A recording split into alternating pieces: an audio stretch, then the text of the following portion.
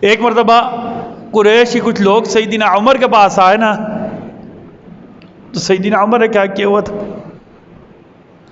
ایک پرانی چادر سامنے رکھی ہوئی تھی، عصا مبارک سامنے رکھی ہوئی تھی، اور ایک پرانا پیالہ رکھا ہوا تھا۔ وہ قریش کے لوگ کہنے لگے کہ امیر المؤمنین، آپ تو امیر المؤمنین ہیں، یہ پرانی چیزیں آپ نے کیوں رکھی ہوئی ہیں؟ ان کو پتہ نہیں تھا نا، آپ نے پرانی چیزیں کیوں رکھی کی ہیں؟